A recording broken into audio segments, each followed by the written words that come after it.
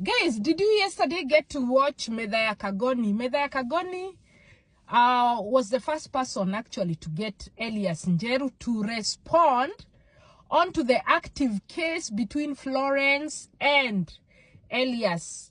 So, Metha Kagoni yesterday came and was interviewing Mr. Ellias Njeru. And, you know, Mr. Njeru was telling us, oh, I grew up. My mom was very involved in my life. I grew up here and there, you know, schoolwork, and how he met with the first wife. So apparently, they met when they were very young. In primary school, they knew each other. High school, they knew each other. University, they were together. So apparently, though it is a come we stay kind of situation, because hawajafanya official marriage, they don't have that marriage certificate with the first wife, but they have grown businesses. They started from scratch together with the first wife. Then Ellias comes in and tells us about Florence, how they met. They met while doing business. And akasema ni vile tu mnakuanga, you work together and then you fall in love. I'm like, remember, this is a JCM pass, is it finance, whatever? Anyway, in the church, and I work kwa church. So, if you work in church, you know about adultery, the 10 commandments. I'm like, okay, una work kwa kanisa and you are committing adultery, you are cheating on your wife, okay. Hapo ni red flags zinaenda twende nalo. On June, akasema June, was it June or July 19th? He actually, you know, men are very bad when remembering dates, but actually, he ana remember kabisa, ati ilikuwa sijui June 19th. Florence, because they had already met, wakapata mtoto. It was supposed to be a secret. Florence decide to look for a friend, their mutual friend, to get the number. Yeah, Rosaline is the first wife here. And of course, side chick hataki kufichwa kwa mfuko kama njugu. So decide, you know what? I'm gonna call and let you know that we are 2 of us. Of which, Miss Yoni Ubaya, it is very, very, actually, most people say, I don't want to know what he's doing out there, but you better know so that you know how to guard yourself. Actually, for me, that's a tick. That's very good. You have to let the other person know. Ndio unajua hata magonjwa ikiingia, at least you guys know magonjwa inatoka wapi or something. You know, you never know. Yeah, these love triangles that people get themselves into are super dangerous. Actually, if you want to understand more about adultery, the book of Proverbs, is it 5 and 9? Speaks about adultery and the dangers of adultery. And that is the only time a man and a wife are allowed to divorce. When a love triangle occurs, adultery ikiingia kwa marriage, then uko na freedom ya kudivorce. So, anyway, tuendelee na story. Florence decide, you know what? I'm going to tell Rosaline that tuko na mtoto, we are here, we are a family. Ajue kama, you know, afanye vile atafanya. So, Ellias comes from work, gets into the house. The wife is crying. Red flag number 2, nikasikia akisema, I found my wife crying, lakini sikutaka kujua analia kwa nini. Like, seriously?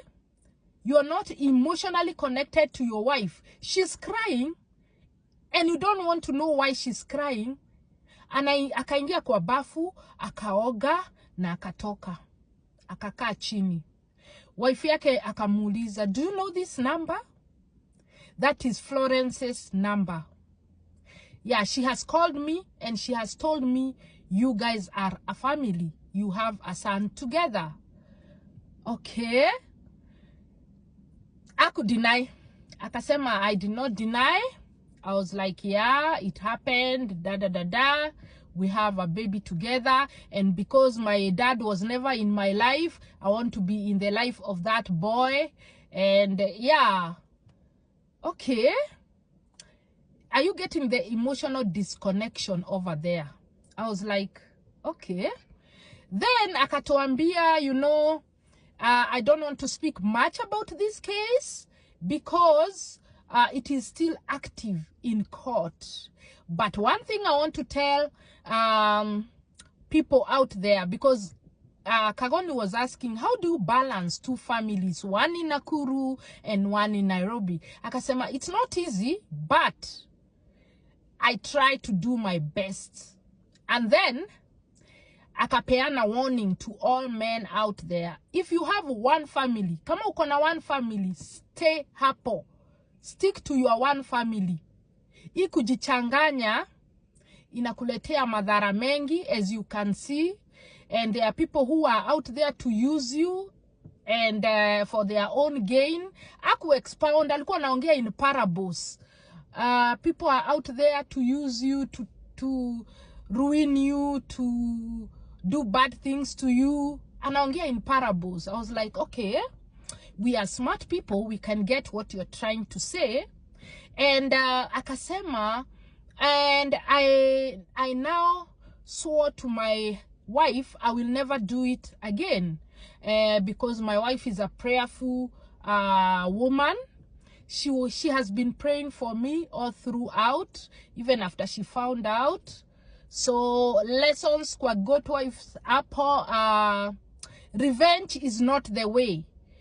You know, some squeezy ladies wanasema, if your man cheats, hata wewe enda ucheat. I mean, two can play the game. Wanasema two can play the game, but to me it doesn't make sense, because two wrongs don't make a right. Remember, as ladies especially, when you're cheating here and there, unamwagiliwa matakataka na watu, right?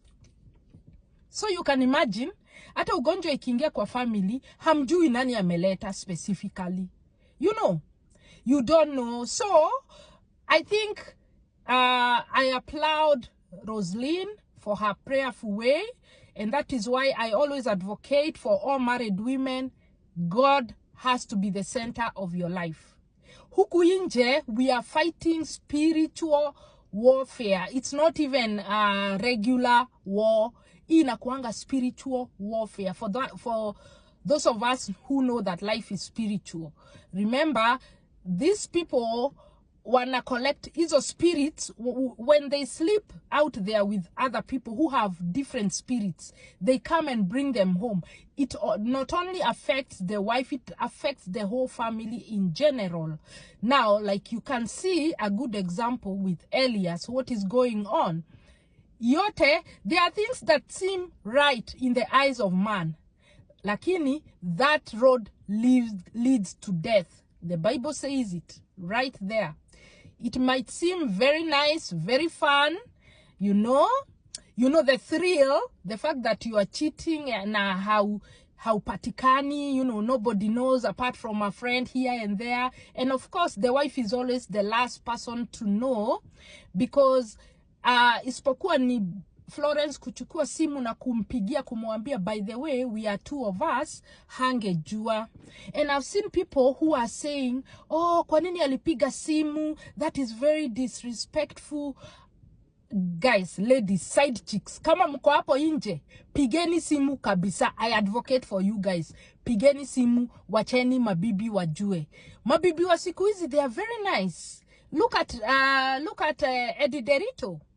Eddie Derito anakuachia roho safi. Mabibi wa siku hizi, people who know their worth, self-worth, they will live for watakuachia. Mabibi wa siku hizi, they don't even fight side chick, by the way. Sijasikia, and those who are about to do so, do not ever fight a side chick. That is bottom of the barrel behavior. You can't fight a side chick. Yeye ako hapo, ako na intentions zake. Yeye ako hapo, anataka huyo bwana. Akimtaka sana, muachie tu. muachie, because love triangles are dangerous things to be in. Very, very dangerous. If you love yourself, you will just leave that person for the one who needs him most. So, of course, she continued to pray, but I don't know. I had a feeling this Elias is hiding a lot. Kuna vitu siku understand, and there are red flags I could pick here and there. There is not enough clarity in that story. Iyo side ya wife, because remember, on Facebook, kitambo alikuwa na post family yake, and then all of a sudden, he stopped posting them. Iyo to me as an overthinker, I overthink stuff a lot. To me, that says thousands of things. Iyo inamaanisha kwangu a lot. So, history ya wife na nini, anyway, atatuambia rekeshume nene. Anyway, so the moral of the story, alikuwa natuambia, don't do it, and after the case is over, I will come and explain detail to detail of what happened. The lucky thing about this Elias guy ni CCTV. Hey, nakwambia kama hizo CCTV hazingekuwa hapo, boy child angeingia kizimbani. Yani, anyway, JCM Church yesterday kulikuwa na fight. Kulikuwa na fight between Dama wa Dama Spares. Remember, that is another side chick wa Ben, Pastor Ben. And Pastor Ben was talking about this guy alikuwa on a wheelchair, and alikuwa ameplaniwa kuuawa na bibi yake. Okay? And bibi yake up to date alitoroka, but ameoa again. So Pastor Ben was saying, right now, when boy child akifanya kitu, kila mtu anasema, uwa, sijui nini, fanya nini, kwa nini amefanya mwanamke hivyo, gender based, whatever. Then, iki happen kwa mwanaume, amefanywa kitu na mwanamke, tunanyamazanga. Okay. Akaongea hivyo in church. I was on that live, na mimi sikuona kitu mbaya ameongea, because alisema, let justice ikue equal. Tuangalie boy child na tuangalie girl child. To treat them equally. Not one over the other. We prefer one over the other. Okay, akaongea na akamaliza. Dama wa Dama Spares, Beta X, akaenda pale Facebook. And this is what she said. Akasema, thank you so much, fans. I have received all those videos of the drunkard bishop supporting femicide on the altar. Misi kusikia mahali Pastor Ben alikuwa na support femicide. Yeye alisema justice ikue on both sides. Anyway, we continue with Dama wa Dama Spares post on Facebook. Akiuliza kwa nini hatujarudi hospitali. Yeah, by the way, Pastor Ben aliuliza, right now after CCTV zilitoka, watu walinyamaza. Na apparently, after hata baby limetoka, watu waliacha kuchanga, na watu hawaendi hospitali tena, because wali realize Florence is the one who went to attack Mr. Elias. Mr. Elias alikuwa outside, amepark, is it a Range or whatever, Pajero, whatever, car ameipark hapo nje. Yeye anaongea tu na watchman, amechill. Florence from nowhere akakuja na hiyo gari yake ya Ingenious Lands, akaanza kumgonga. So ni yeye alianza uchokozi. So CCTV came to save Elias. So Dama anasema, akiuliza kwa nini hatujarudi hospitali,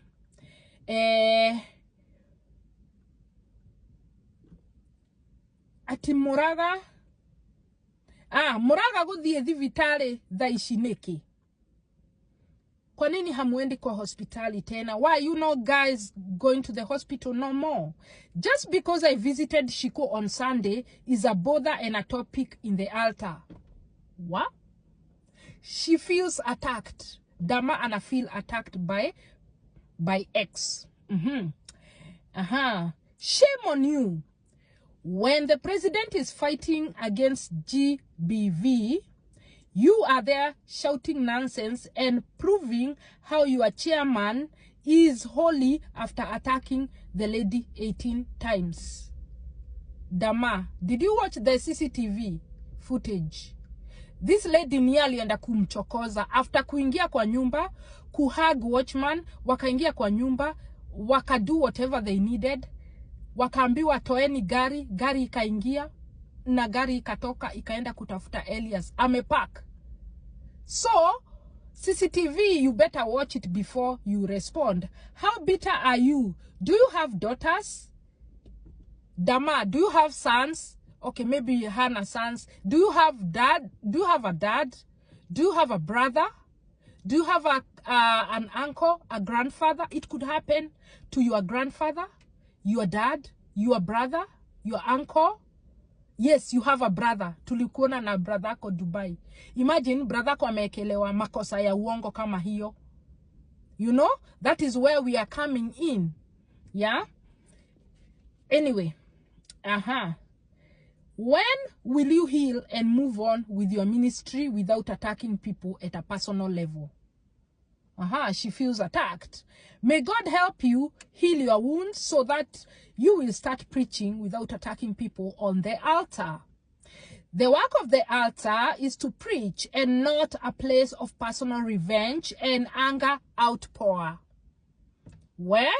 Sikumewaka. Boss lady amewaka. So, ware mwone kuhujiare. Okaja onywe johi otehidete. It means if you are unable to preach, just come out bila kujificha, come out in the open, start drinking the way you usually drink. Now in the open without hiding. Uo ni pastor anaambiwa.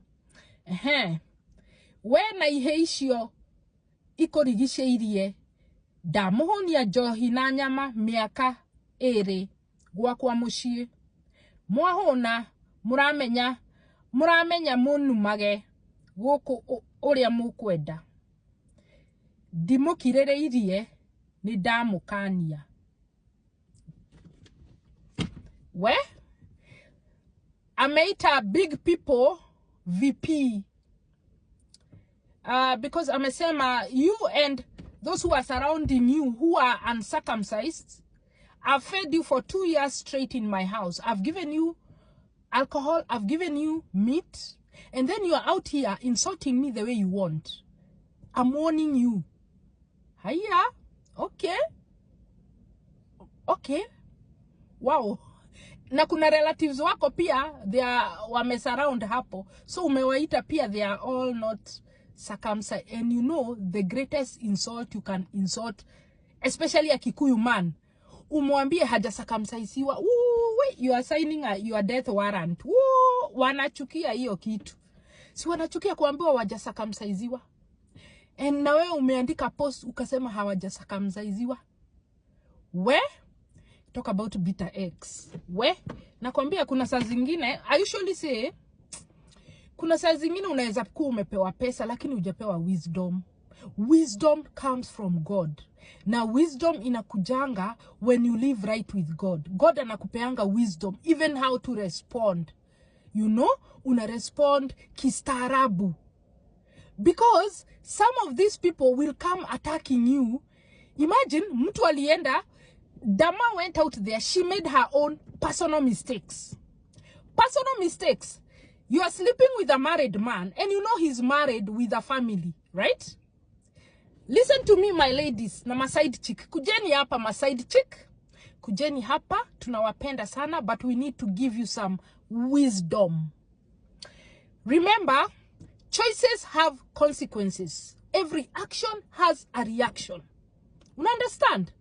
You choose to go out there, sleep with a married man. Because sijui wanasemanga huyo mtoto mmoja ati ni wa Ben. We don't know. We don't know. But let's assume you choose a married man. Unaenda unamzalia mtoto. Na unajua ameoa na akona familia, right? In the hopes of keeping that man permanently for yourself, right? Hatukatai. Then, married man akiona imetosha, it's time to move on, akirudi kwake, you are bitter. Sasa uko na mauchungu, you start blaming. Remember the phone call ali make to Wairimo Kimani. Alisema, kwa nini anatetea bibi yake? Hakunitetea. You know, he didn't stand with me. He stood with the wife. Hello? Hello? Hello? That man is a married man. Tafuta mwanaume mwenye msafi hana. You expect a married man who is unfaithful to their wife to be faithful to you. Like, apana, you guys, please, Aki, please. Ebu tafadhali tuelimishane. Faithfulness inakujia wapi? How can a married man who is unfaithful to their spouse be faithful to you? Mpaka to an extent anakutetea wewe. And then you want to blame, because we saw Dama also attacking Pastor Joy, Bibia Ben. Alikuwa na muattack. That lady is so innocent. Yeye hakuwa mkimekizo promises. She was not there when you guys were making love. She was not. She's innocent. She's very innocent. Leave her out of your shenanigans. Your issue should be with your man. That man, mwenye mulikuwa mnapeana ma promises, mna build an altar, a sexual altar. That man is the one akona shida. Bibi yake hana shida yoyote. It's a high time to pate wisdom. Tukuwe smart people. We need to be smart. You know? How do you attack an innocent woman? Yeye amekaa kwake na watoto wake. Hana shughuli na wewe. Hata ashuguliki na wewe. Lakini wewe uko busy ukimuattack. Do you know how thick you look? You look, unanidi kupikwa kidogo. Ufunikiwe. Ndio uive. Because you can't attack someone who is, yeye hajakuibia bwana, hajakuja kwako, hakuna kitu yako amechukua, but you are busy insulting her. You look so dumb, my dear sisters. It's not right. And that is why, and that is the reason God was so smart to say, when adultery comes in, and you see that it's not going to work, separate.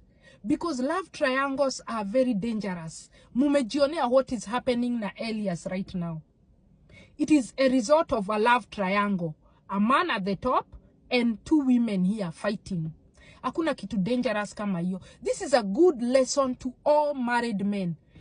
Married men, kaeni kwenyu. Married men, endeni Kiambu, muulize.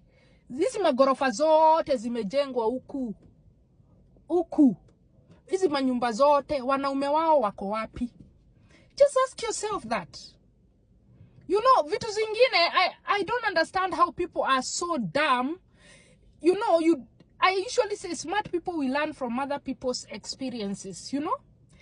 Ukienda pale Kiambu uulize mwenye hii boma ako wapi alikufa. Na wa huku, na wa huku, na wa huku, na wa huku. Those ladies wame eliminate those men so that wabaki na zile lands. Lakini remember, hizo lands zinakuja kuaffect their children. Ndio unakuta watoto wao ni walevi, ni wa whatever, ni wa whatever. There's nothing bad you'll ever do to somebody na ulale kwa kaburi comfortably. Malipo ni hapa tu. Here. Hapa tu. So, wacheni kucheza na God. Wacheni kucheza na God. And especially Mr. Ellias. Wewe ni wa kanisa. You know about the 10 commandments, my friend. Ellias, you work in a church. Wewe ni pastor. How do you not know that thou shalt not commit adultery is one of the 10 commandments in the Bible? How do you not know that? Tunacheza na Mungu siku hizi, lakini ile kiboko tutachapwa. My friend. My friends. Ebu tuelimishane. Tuirane because at the rate mshahara wa dhambi ni mauti. The wages of sin is death. It is in the Bible. The wages of sin is death. So endeleeni kufanya usherati, chukueni mabwana za wenyewe. You think it's funny. You think it's fun, you think it's what? Yeah, it's all fun and games until ikuje ikurambe. Life is spiritual, guys. Life is very spiritual. That is a covenant that you are setting up. That is an altar. Remember, an altar is a sacrifice. You give this to receive that. Yeah? So, it's a high time you learn that everything that you do right now, take responsibility. Do good things, whether people are watching or not. Live a clean life. Mi usemanga ya aje, live a clean life. Whether people are watching or not. Me, I don't care. I will always do the right thing. I will try my best to do the right thing. Juni najua, it is a seed I'm planting. And one day, itakuja ku. It's gonna, itagerminate, na ita flourish, na ita bear fruits. Just one day. Mudhenyo mwame dhenya. Because at the end of the day, watoto wako, watoto wa watoto wako, watoto, they will harvest what you planted. Yeah? You planted. Whatever seed you planted is what your kids will harvest.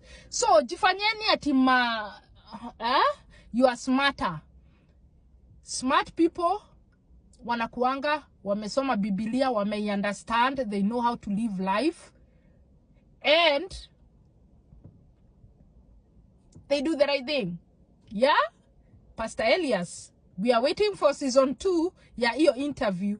It was good. It was eye-opening. It was wonderful. Kama haujawachi your interview, enda ujisikilie wewe mwenyewe na masikio yako. Pale kwa Metha ya Kagoni, it was very educative, eye-opening. And I don't see how adultery and a pastor are in the same sentence. Sikuona. Anyway, guys, subscribe to my YouTube channel, and I'll see you on the next